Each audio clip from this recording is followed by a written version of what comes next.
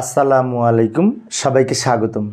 প্রিয় শিক্ষার্থী বন্ধুরা, আজকে আমি হিসাব বিজ্ঞান বিষয়ের সপ্তম অধ্যায় কার্যপত্র প্রস্তুত করার জন্য যে রাজশাহী বোর্ড 2017 সালে যে সৃজনশীল প্রশ্নটি এসেছিল ওই প্রশ্নটির সঠিক সমাধানের চেষ্টা করব। তো সমাধানের জন্য আলোচনায় আছে আমি মোহাম্মদ সিরাজুল ইসলাম, বরিশাল সরকারি model school and college Barishal. তো চলো শুরু করা যাক।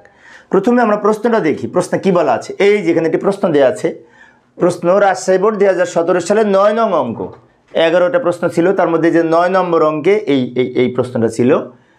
তো প্রশ্নে বলা আছে মুক্ত ট্রেডার্সের রেওয়া মিল এখানে দেওয়া আছে, আর এই সমন্বয় দুইটা নিচে থাকে, কিন্তু আমি এই জায়গা সেভ করার জন্য এই প্রশ্নের কিছু অংশ ডান দিকে রেখেছি আর কিছু অংশ এইখানে রেখেছি। তো এইটা রেওয়া মিল, এই সমন্বয়, এই রেওয়া মিল আর সমন্বয়ের পরিপ্রেক্ষিতে এই 3টে প্রশ্নের উত্তর দিতে হবে।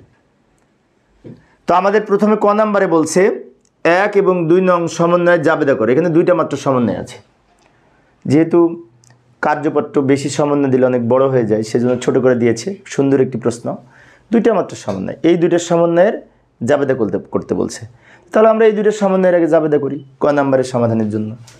তো যাই, জাবেদার ছক তো আমরা জানি, তাই না? এরকম জাবেদার ছক অঙ্কন করব, এইখানে আমরা জাবেদা করব। আচ্ছা, একটা কাজ করি, ওই লেনদেন 2টা নিয়ে আসি, সমন্বয় 2টা নিয়ে আসি। এই যে সমন্বয় 2টা নিয়ে আসলাম, এই সমন্বয় 2টা দেখে আমরা এখানে জাবেদা করব। ধারে বিক্রয় হিসাবভুক্ত হয়নি, অনেক সহজ। ধারে বিক্রয় হিসাবভুক্ত না হলে সমন্বয় জাবেদা হচ্ছে দেনাদার হিসাব ডেবিট, বিক্রয় হিসাব ক্রেডিট, অথবা প্রাপ্য হিসাব ডেবিট, বিক্রয় হিসাব ক্রেডিট। তো আমরা প্রাপ্য হিসাব লিখব, কারণ প্রাপ্য হিসাব হচ্ছে আধুনিক, তাই আধুনিক নামটাই লিখব। এখানে তারিখ কত হবে, তাই না? তারিখের ঘরে লিখবো আমরা। এখানে রেওয়া মিলে তারিখ দেওয়া ছিল 2016 ডিসেম্বর 31 না কত যেন, এই তারিখটা দেওয়া ছিল রেওয়া মিলে, ওই তারিখটা দেখে আমরা লিখব। তারপরে জাবেদা করব ধারে পণ্য বিক্রয়ের জাবেদা হচ্ছে প্রাপ্য হিসাব ডেবিট আর এই বিক্রয় হিসাব ক্রেডিট। টাকা লিখবো 5000 5000, ব্যাখ্যা লিখব ধারে পণ্য বিক্রয় হিসাবভুক্ত করা হলো বা সমন্বয় করা হলো, এই একটা জাবেদা হলো। এবার 2 নঙ্গে বলছে বেতন বকেয়া রয়েছে। তো এটার জন্য কি জাবেদা বলো, পিটার কি জাবেদা হবে বলো তো? আমার সামনে কিছু শিক্ষার্থী সরাসরি ক্লাস করতেছে, এটা কি জাবেদা হবে? বেতন বকেয়া রয়েছে, হ্যাঁ ঠিক বলেছে, সবাই ঠিক বলেছে। বেতন হিসাব ডেবিট, বকেয়া বেতন ক্রেডিট, বেতন হিসাব ডেবিট আর বকেয়া বেতন হিসাব ক্রেডিট, বেতন হিসাব ডেবিট, বকেয়া বেতন ক্রেডিট। যদি ভাড়া বকেয়া থাকতো ভাড়া হিসাব ডেবিট, বকেয়া ভাড়া ক্রেডিট। যদি মজুরি বকেয়া থাকতো মজুরি হিসাব ডেবিট, বকেয়া মজুরি ক্রেডিট। এই 2টার সমন্বয় জাবেদা করতে বলেছিল। এখন খ নাম্বারে কিন্তু আমাদের এই কার্যপত্র প্রস্তুত করতে বলেছে, 10 ঘরা কার্যপত্র। আর কার্যপত্র প্রস্তুত করার সময় আমাদের এই জাবেদা 2টি লাগবে, সমন্বয় জাবেদা 2টি। ব্যাখ্যা লিখব বেতন বকেয়া রয়েছে, সেই জন্য এই সমন্বয় জাবেদা আমরা ওইদিকে নিয়ে যাব যখন খ নাম্বারের সমাধান করব। তো খ নাম্বারের জন্য আমরা এই কার্যপত্রের ছক অঙ্কন করব। কার্যপত্রের ছক অঙ্কন করার পরে এই যে রেওয়া মিলের অংশটুকু এখানে লিখে রাখলাম। কার্যপত্র যখন আমরা প্রশ্নে যে রেওয়া মিল ছিল, সে রেওয়া মিলে এই 1 2 3 4 5 6 7 8টা আইটেম আছে। তো আমি কার্যপত্র ছকটা এখানে আগে থেকে লিখে রেখেছি সময় সেভ করার জন্য, কারণ এখন যদি লিখতে দিতাম অনেক সময় লাগতো না। তো আমি এই কার্যপত্র ছকটা একটু বুঝিয়ে দিচ্ছি। প্রথমে লিখব ক্রমিক নং, তারপর লিখব বিবরণ, তারপর রেওয়া মিল ডেবিট ক্রেডিট। এখন এই যে ক্রমিক নং, বিবরণ, রেওয়া মিল ডেবিট ক্রেডিট, এই অংশটুকু প্রশ্ন দেখে লিখব। প্রশ্ন যা আছে হুবহু সেটা এখানে লিখে দিব। তারপরে এখানে সমন্বয় লিখবো, যে সমন্বয় জাবেদা করলাম না 2টা, ওই জাবেদা দেখে দেখে সমন্বয় লিখব। এই যে সমন্বয় জাবেদা 2টা আমি এখানে ছোট্ট করে লিখে রেখেছি, যাতে এটা দেখে আমরা লিখতে পারি।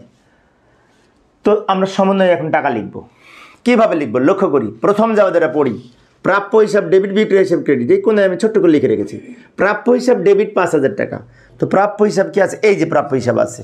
তো প্রাপ্য হিসাবে ডেবিট দিকে লিখব, যেহেতু প্রাপ্য হিসাব ডেবিট 5000 টাকা, প্রাপ্য হিসাবে ডেবিট দিকে লিখব এই 5000 টাকা। আর বিক্রয় হিসাব ক্রেডিট 5000 টাকা। বিক্রয় হিসাব কি আছে, হ্যাঁ এই যে বিক্রয় হিসাব আছে। তো বিক্রয় হিসাবের ক্রেডিট দিকে লিখব এই ক্রেডিট 5000 টাকা। আমি আরেকবার বলছি, লক্ষ্য করি, জাবেদায় বলছে প্রাপ্য হিসাব ডেবিট, বিক্রয় হিসাব ক্রেডিট। তো আমরা এইখানে দেখব প্রাপ্য হিসাব আছে কিনা। প্রাপ্য হিসাব আছে, তা প্রাপ্য হিসাব যেহেতু ডেবিট, তো ডেবিট দিকে টাকা লিখব। আর বিক্রয় হিসাব যেহেতু ক্রেডিট, ক্রেডিট দিকে টাকা লিখব বিক্রয় হিসাবের। তাহলে আমাদের এই লেনদেনটা প্রথম জাবেদায় লেখা হয়েছে। 2 নম্বর জাবেদা বলছে বেতন ডেবিট, বকেয়া বেতন ক্রেডিট। এখন বেতন, এই যে বেতন তো নাম আছে, তো বেতন হিসাবে ডেবিটে লিখবো 4000 টাকা। বেতন হিসাবে এই সোজা হাত নিয়ে এদিক থেকে এইখানে 4000 টাকা। আর বকেয়া বেতন ক্রেডিট। এখন বকেয়া বেতনের এখানে কিন্তু নাম নাই, যদি নাম না থাকে তাহলে নতুন করে নাম এখানে লিখতে হবে। তাহলে বকেয়া বেতন আমরা এখানে লিখব, লিখে যেহেতু বকেয়া বেতন ক্রেডিট, তো ক্রেডিট দিকে টাকা লিখবো, সমন্বয়ের ক্রেডিট দিকে।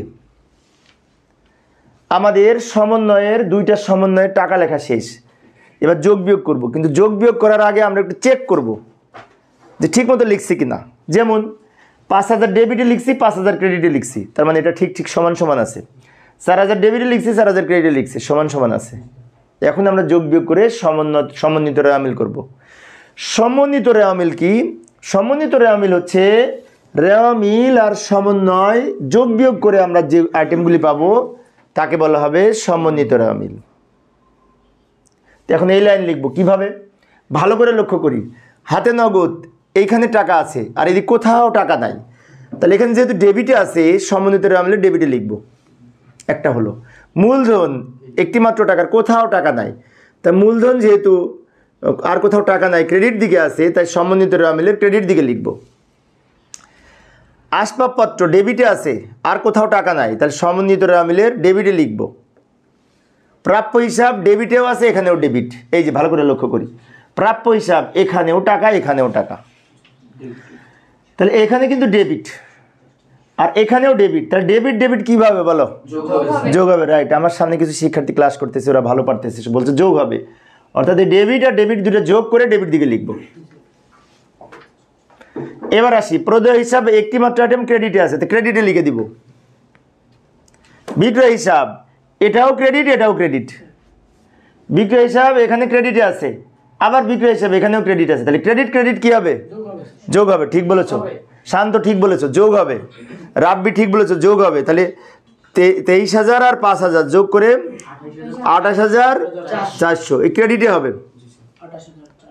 এবার ভাড়া আর কোথাও নাই, তাহলে এই ডেবিটে আছে, ডেবিটে বসবে, এই ডেবিটে বসবে। বেতন এটাও ডেবিট, আবার এটাও ডেবিট, তাহলে ডেবিট ডেবিট কি হবে? যোগ হবে। ঠিক বলেছো, হ্যাঁ অর্পা ঠিক বলেছো। তাহলে যোগ করে 15,200 হবে, ডেবিট দিকে লিখবো। বকেয়া বেতন ক্রেডিটে আছে, লামিয়া বলো এটা কোথায় বসবে? ক্রেডিটে। ঠিক বলেছো। বকেয়া বেতন একটি মাত্র আইটেম ক্রেডিটে আছে, তো ক্রেডিটে বসবে। তাহলে এই পর্যন্ত কি আমরা সবাই লিখছি? এবার আমরা কি করব, এখান থেকে আয় বিবরণী করব। খুব ভালো করে লক্ষ্য করি, আয় বিবরণী কি এর আগে আমরা করছি না? আজকে নতুন, আজকে মানে নতুন। তাহলে এটা ভালো করে বুঝি। আসিফ ভালো করে দেখো, আয় বিবরণী আর আর্থিক অবস্থার বিবরণী এখন আমরা প্রস্তুত করব। আয় বিবরণীতে বসে মুনাফা জাতীয় আয় এবং মুনাফা জাতীয় ব্যয়, আর আর্থিক অবস্থার বিবরণীতে বসে মূলধন জাতীয় প্রাপ্তি এবং আয় এবং মূলধন জাতীয় ব্যয়। আরো সহজ করে যদি বলতে চাই, আয় বিবরণী ডেবিট দিকে বসবে ব্যয় খরচ, আর ক্রেডিট দিকে বসবে আয়। আর আর্থিক অবস্থার বিবরণী ডেবিট দিকে বসবে সম্পদ, আর ক্রেডিট দিকে বসবে দায় এবং মালিকানা সত্ত্ব। আমি আরেকবার রিপিট করছি, লক্ষ্য করি, এইটাই কিন্তু বোঝার বিষয় আজকের, গুরুত্বপূর্ণ। আয় বিবরণী ডেবিট দিকে বসবে খরচ বা ব্যয়, তাহলে এখান থেকে যেগুলো দেখবো খরচ, সেটা বসবে আয় বিবরণীর ডেবিট দিকে। যদি আয় হয় সেটা বসবে আয় বিবরণীর ক্রেডিট দিকে।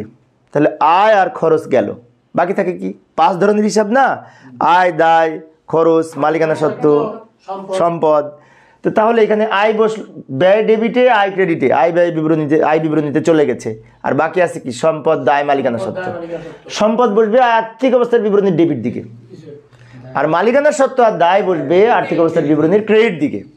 তাহলে একটা একটা করে লিখবো, খুব ভালো করে দেখো। হাতে নগদ, এখন আমরা এখানে তো অনেক টাকা আছে, তাহলে এখানে কোনগুলি বসবে? শেষেরটা বসবে। কোনটা বলবে? শেষেরটা। ভালো করে লক্ষ্য করি, হাতে নগদ 2420 টাকা, এটা সম্পদ না? তাহলে এইখানে চলে যাবে সম্পদ পাশে। মূলধন মালিকানা সত্ত্ব, তাহলে এই আর্থিক অবস্থার বিবরণী ক্রেডিটে চলে যাবে।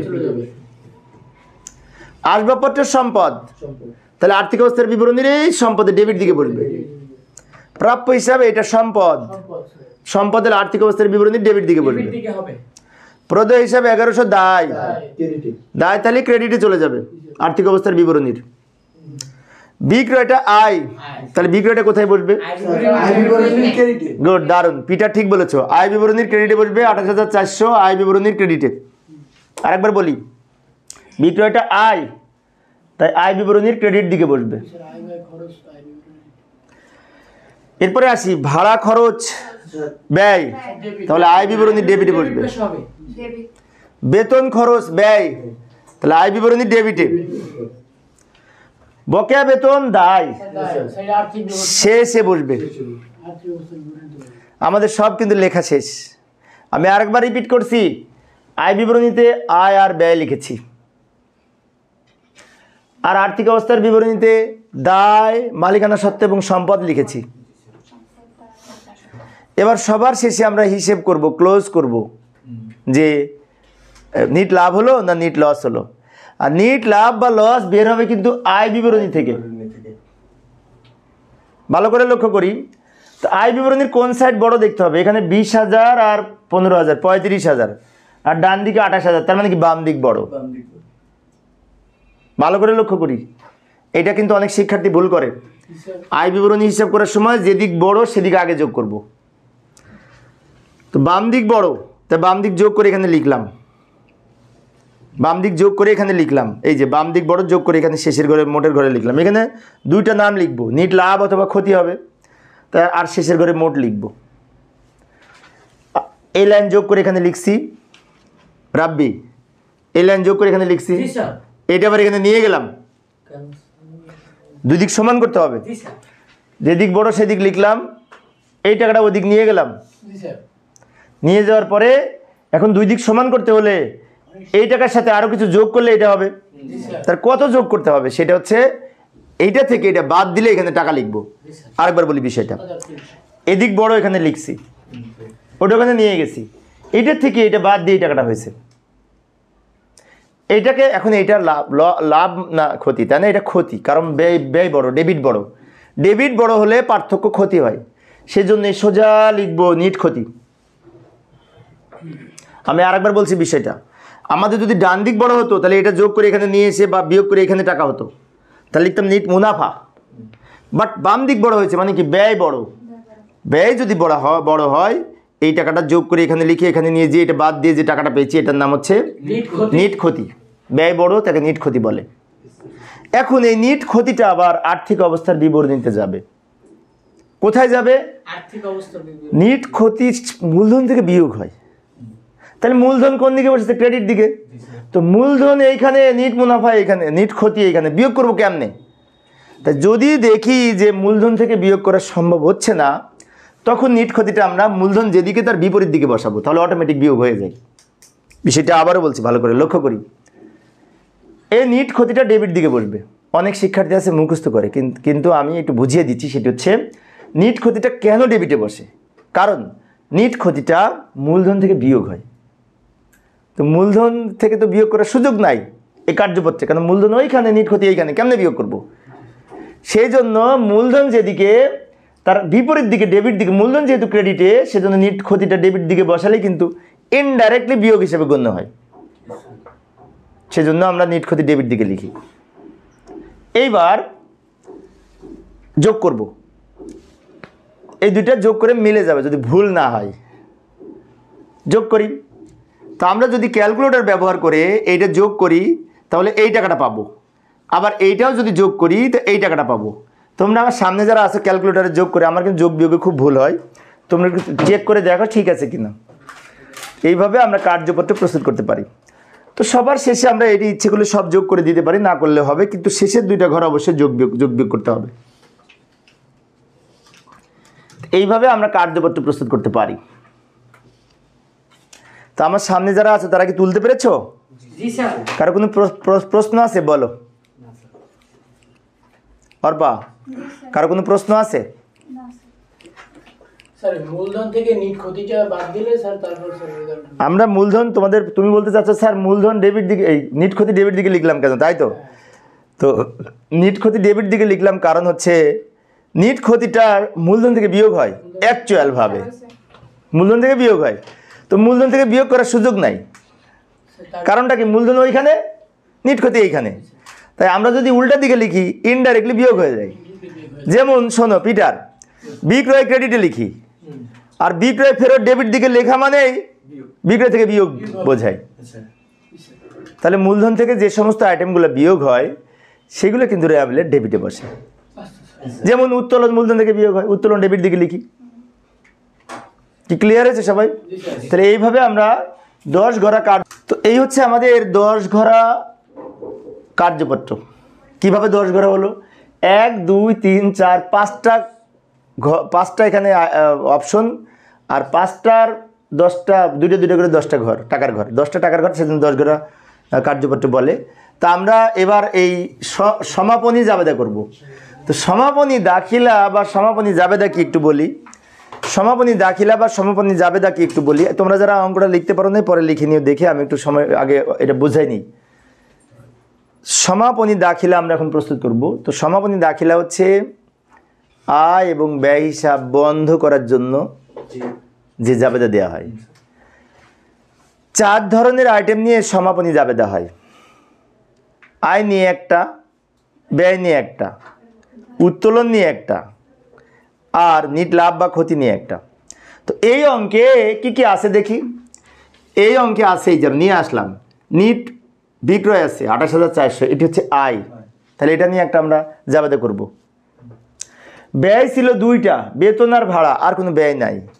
তাহলে ব্যয় 2টা নিয়ে একটা জাবেদা করব। কয়টা হলো? 2টা। নিট ক্ষতি নিয়ে একটা জাবেদা করব, 3টা। আর এর বাইরে আরেকটা জাবেদা হয় উত্তোলন নিয়ে, কিন্তু এই অঙ্কে উত্তোলন নেই। আমি আরেকবার বলছি, সমাপনী জাবেদা কাকে বলে? গোলাম ভালো করে বুঝো। সমাপনী জাবেদা হচ্ছে আয়, ব্যয়, উত্তোলন এবং নিট লাভ বা ক্ষতি, এগুলো বন্ধ করার জন্য যে জাবেদা করতে হয়। তো 4টা সমাপনী জাবেদা হয় 4 ধরনের আইটেম নিয়ে। একটা হচ্ছে আয় নিয়ে, ব্যয় নিয়ে, উত্তোলন নিয়ে, লাভ বা ক্ষতি নিয়ে। তো এই অঙ্কে নিট ক্ষতি হয়েছে, তো উত্তোলন এই অঙ্কে নেওয়া হয়, তাহলে 3টা জাবেদা হবে। আয় নিয়ে একটা, আমি এখানে লিখে রাখলাম উপরে, এইটুকু কিন্তু উত্তরের অংশ, উপরেটা প্রশ্ন থেকে নিয়ে এসছি আমি, ওই কার্যপত্র থেকে। কার্যপত্রের মধ্যে কিন্তু আছে আয় বিবরণীতে এগুলি। ওকে, তাহলে বিক্রয় আয়, এটার জন্য জাবেদা কি হবে? বিক্রয় হিসাব বন্ধ করতে হবে সমাপনী দাখিলার মাধ্যমে। আমি আবারও বলছি, বিক্রয় হিসাব বন্ধ করতে হবে সমাপনী জাবেদার মাধ্যমে। তাহলে বিক্রয় কিন্তু ক্রেডিট ব্যালেন্স, তাহলে বিক্রয়কে যদি ডেবিট করি বিক্রয় কিন্তু বন্ধ হয়ে যাবে।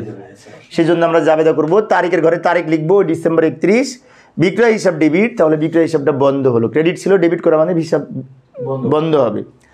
আর এই বিক্রয়ের টাকাটা কিন্তু আয় বিবরণী ক্রেডিট দিকে লিখেছি কার্যপত্র করার সময়। আমি আবারও বলছি, এই বিক্রয়ের টাকাটা কিন্তু আমরা কার্যপত্র করার সময় আয় বিবরণীর ক্রেডিট দিকে লিখেছি। সেজন্য আয় বিবরণী বা আয় সারাংশ যাই বলি না কেন ক্রেডিট, টাকা হবে 28,400। ব্যাখ্যা লিখব, বিক্রয় হিসাব আয় বিবরণীতে স্থানান্তরিত হলো। আচ্ছা, এবার 2টা ব্যয় একসাথে আমরা করতে পারি। এখন ব্যয় তো রেওয়া মিলে ডেবিটে বসে, তাহলে ব্যয়ের কিন্তু স্বাভাবিক যে ডেবিট, তাহলে ব্যয় হিসাবকে যদি বন্ধ করতে হয় ব্যয়গুলোর নাম ক্রেডিট হবে। কি করব? বেতন হিসাব ক্রেডিট হবে, ভাড়া হিসাবও ক্রেডিট হবে। এখন প্রশ্ন হচ্ছে ডেবিট হবে কি? ডেবিট হবে কার্যপত্র করার সময় আয় বিবরণী ডেবিট দিকে কিন্তু বেতন ভাড়া লিখেছি, যেহেতু আয় বিবরণী ডেবিট দিকে লিখেছি তাই আয় বিবরণী ডেবিট, আয় বিবরণী ডেবিট। আর 2টা ক্রেডিট হবে, বেতন হিসাব ক্রেডিট, ভাড়া হিসাব ক্রেডিট। টাকা লিখব, বেতনের সাথে লিখব, বেতনে লিখব কত? এই 20,000, 15,500, বেতনে 15,200, বেতনে 15,200, আর ভাড়া হচ্ছে 20,500। আর এই 2টা যোগ করে ডেবিটে লিখব। আমি আরেকবার বলছি, আয় বিবরণী ডেবিট আর ব্যয় 2টার নাম ক্রেডিট। টাকা লিখব কিভাবে? ব্যয় টাকাকে লিখে নিব, এই 2টা যোগ করে এখানে টাকা লিখব।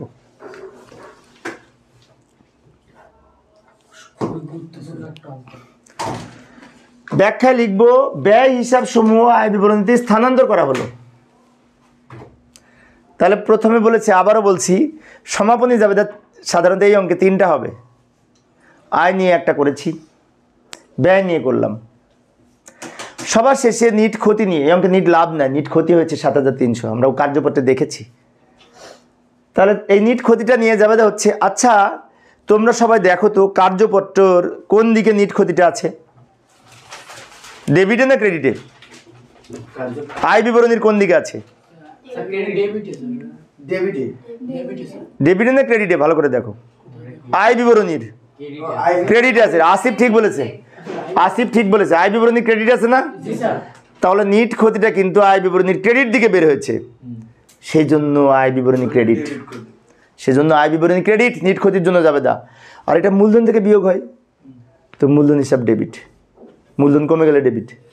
আমি আরেকবার বলছি, নিট ক্ষতির জাবেদা হচ্ছে মূলধন হিসাব ডেবিট, কারণ মূলধন থেকে বিয়োগ হয়, মূলধন কমলে ডেবিট। আর আয় বিবরণী ক্রেডিট। নিট ক্ষতির জাবেদাই তো এটা, সেটা ওয়ার্কশিটে করে যেখানেই করি না কেন। নিট ক্ষতির জাবেদা হচ্ছে মূলধন হিসাব ডেবিট আর আয় বিবরণী ক্রেডিট। টাকা লিখবো নিট ক্ষতি, নিট ক্ষতি মূলধন হিসাবে স্থানান্তর করা হলো, মূলধন হিসাব কমে যায় নিট ক্ষতির জন্য। সেই জন্য আমি আরেকবার রিপিট করতেছি, এই আইটেমটা শিক্ষার্থীদের কাছে জটিল মনে হয়। নিট ক্ষতির সমাপনী জাবেদা হচ্ছে মূলধন হিসাব ডেবিট, আয় বিবরণী ক্রেডিট। মূলধন হিসাব কেন ডেবিট হবে? মূলধন থেকে বিয়োগ হবে, মূলধন কমলে ডেবিট। আর আয় বিবরণী কেন ক্রেডিট হবে? আয় বিবরণী ক্রেডিট দিকে কার্যপত্র করার সময় কিন্তু বের হয়েছে নিট ক্ষতিটা, সেজন্য আয় বিবরণী ক্রেডিট। এইভাবে আমরা সমন্বয় জাবেদা থেকে 10 ঘরা কার্যপত্র এবং ওই কার্যপত্র থেকে সমাপনী জাবেদা প্রস্তুত করতে পারি। আশা করি তোমরা এখন পারবে। তো প্রিয় শিক্ষার্থী বন্ধুরা, আজকে ক্লাসটি অনেক লম্বা হয়ে গেছে, আমি এখানেই ইতি টানতে চাচ্ছি। পরিশেষে সবাই ভালো থাকবে এবং সুস্থ থাকবে, এই কামনায় খোদা হাফেজ।